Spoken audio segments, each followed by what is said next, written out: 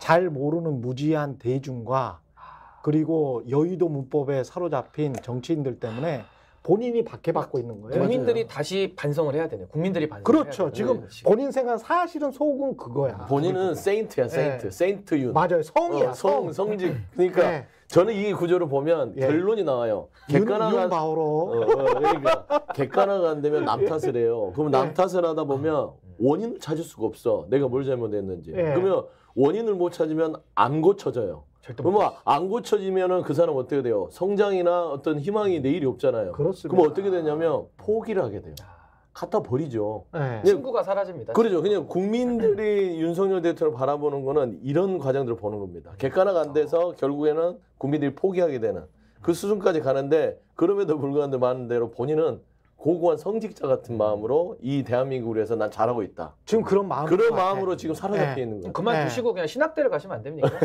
늦지 않았는데. 아니면 수도원이나 하시고 차라리. 수도원이나 차라리. 수도원 좋지. 네. 근데 네. 저쪽 절쪽하고 가깝지 않아요? 절로도 가는 것도 환영입니다. 뭐 어디로 예. 가시든 간에 취향대로 예. 가시면 되고.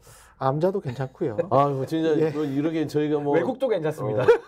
이게 웃고는 있지만 정말 그 깝깝해. 우라통이 터져서 이게 어떻게 뭐 이제 더 이상 뭐 비난과 비판과 어떤 예. 조언도요 통하지 않는 그런 그렇죠. 느낌이. 아니 그래서 제가 네. 이 자리에서도 100번을 얘기했듯이 법약권이 200석을 해야만 그래요. 그 힘을 당장 쓰자는 게 아니라 네. 이 본질이 안 바뀌니까 물론 국민 여러분들께서는 좋은 마음으로 한 번 더 기회를 주셨지만 이 한 번의 선택으로 이제 4년을 가야 되거든요. 대통령 임기는 3년입니다. 그렇죠. 거의 같이 가는 거거든요. 그럼 예. 저는 이 8석 내지는 뭐 개혁신당까지 포함하면 12석을 돌려야 되는데 이 국민의힘의 상황을 저는 이제 아는 입장에서는 이게 쉽지 않거든요. 그렇기 때문에 그런 국민들이 또 거리로 나와야 되고 뭐 저도 나가겠습니다만은 나와서 또 정부나 여당을 압박해야 되는데 이 수고로움과 이 불편함이 그렇죠. 저는 상당 기간 또 지속될 것이다. 그리고 국가적 혼란도 마찬가지고요. 저는 200석을 가지고 있었으면 대통령이 거부권 쓸 수 있습니까? 아니 거부권 자체가 봉쇄돼 생각도 버리거든요. 못하죠. 그렇죠. 그리고 탄핵 같은 경우도 뭐 국회가 탄핵한다고 대통령 직을 있습니까?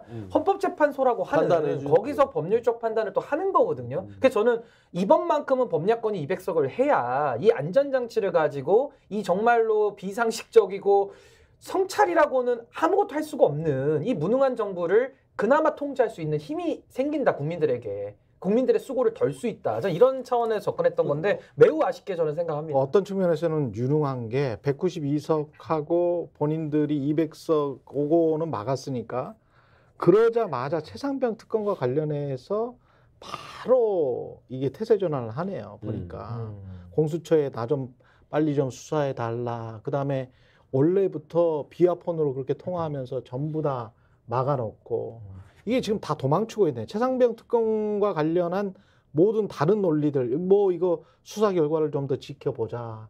공수처 수사가 아직 진행되고 있지 않느냐. 뭐 이러면서 권성동을 비롯해서 이제 그 다른 논리를 이제 계속 제공을 하고 있는 거예요. 국민의힘에서. 근데 우선은 공수처장과 차장도 지금 현재 없어요. 그러니까 국가기관 구성권이라고 하는 대통령의 기본적인 권한과 책임조차도 윤석열 대통령 안 하고 있기 때문에 그렇죠. 전 이 자체가 직무유기다. 전 그렇게 봅니다. 저는. 그러니까 공수처장 권한대행도 최근에 우리가 잠깐 잊어먹고 있었지만 임명을 했더라고요. 수사일부장이었던 분을 다시 복귀시켜서 거기가 대표적인 윤석열 라인이었잖아요. 검찰 있을 측근이에요, 때. 측근. 그래, 측근이니까 지금 공수처장이나 이런 차장을 임명하지 않고 측근을 데려다가 인사를 해서 그분이 공수처장 대행을 하고 있어요. 더 좋은 거예요. 그래서. 그러니까. 공수처에 기댈 수가 없어. 예, 공수처 수사를 해봐야 수사도 부실할 가능성이 높고 게다가 기소는 또 그 다음에 검찰이 결정을 하잖아요. 그렇죠. 그러니까 어차피 이거는 특검으로 가야 되는 문제인 것 같은데 이것도 굉장히 질질 끌 것 같다.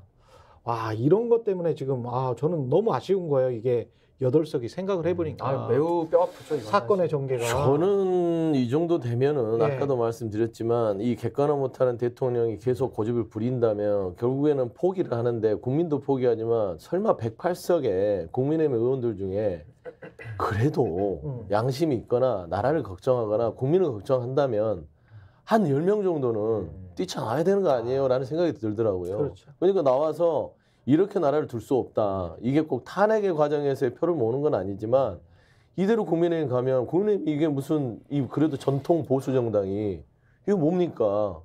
무슨 그 윤석열 대통령 이분 무슨 뒷바라지하고 비리 덮어주고 어떤 본인에 대한 어떤 잘못을 덮어주기 위해서 존재하는 당 아니잖아요. 그렇죠. 자존심을 가지고 국민의힘 당선인 22대 여러분께서 한 10명만 나오셔서 좀 올바른 소리 해줬으면 좋겠다라고 좀 부탁을 아니 근데 드리고 그분들이 양심은 있어요. 저 그걸 부정하는 건 아니에요. 양심은 있는데 문제는 기회주의적인 그 살아왔던 과거, 습성, 그리고 본인의 욕망 이게 더 큰 겁니다. 그 양심보다.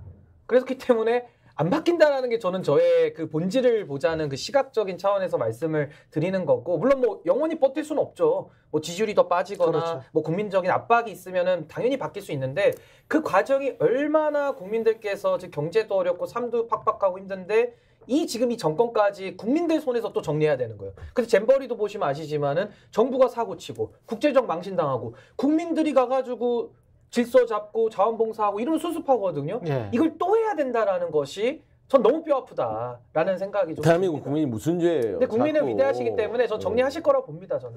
환란 위기 때도 금 모아주고 뭐 이랬던 국민들이라. 국민들이 바빠요, 진짜. 예. 제가 광화문을 지나오다가 그 네. 생각을 했어요. 이 윤석열 대통령 이분 참 이거 답이 안 나오는구나. 예. 라고 했을 때 이 또 광화문에 아니면 용산에 또 국민들이 모여야 되나? 그 수고로움을 왜 자꾸 이게 반복하지? 이런 생각이 드는 거야. 그래서 상상이 돼요, 그림이. 그렇죠. 왜냐면 이게 야당이 나서서 이 탄핵이 이루어졌던 게 아니잖아요. 박근혜 정부 때도. 국민들이 화가 한계점에 이르렀던 거예요. 그러니까 정치라는 게 기본적으로 권한을 국민들이 위임해 주는 거잖아요. 그러면은 한계가 있습니다. 한계. 근데 국민들이 이 정도의 한계를 좀 봐줘요. 이 정도 못한 부분, 잘한 부분. 근데 이 한계 넘어서지 마.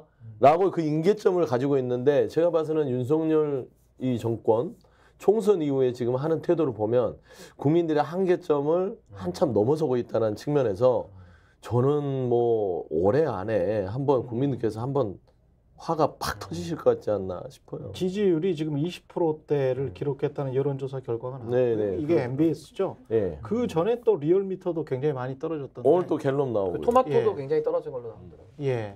MBS 여론조사 보니까 11% 떨어졌죠? 11% 긍정이 27%밖에 안 되네요. 11% 맞네요.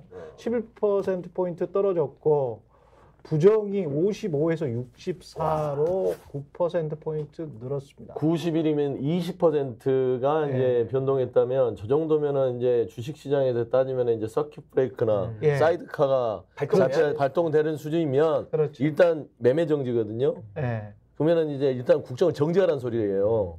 그렇잖아요. 심리적 그렇죠. 탄핵이지. 심리적 그렇죠. 탄핵인 거야. 그러니까 굉장히 위험도가 높다는 신호를 보냈는데도 아무렇지 않게 지금 간다는 것은 아 정말 이거 위험 신호입니다. 근데 국정에. 저도 대통령의 지지율이 저렇게 떨어지는 걸 딱 한 번 봤어요. 박근혜 대통령 탄핵 국면 때는 맞아요. 저렇게 떨어졌습니다. 예. 스픽스는 말하는 언론입니다. 대세는 유튜브, 그중에서 스픽스. 좋아요, 댓글, 구독, 알림 설정. 여러분이 저희를 사랑해 주시고 우리가 여러분을 사랑하는 4가지 방법입니다.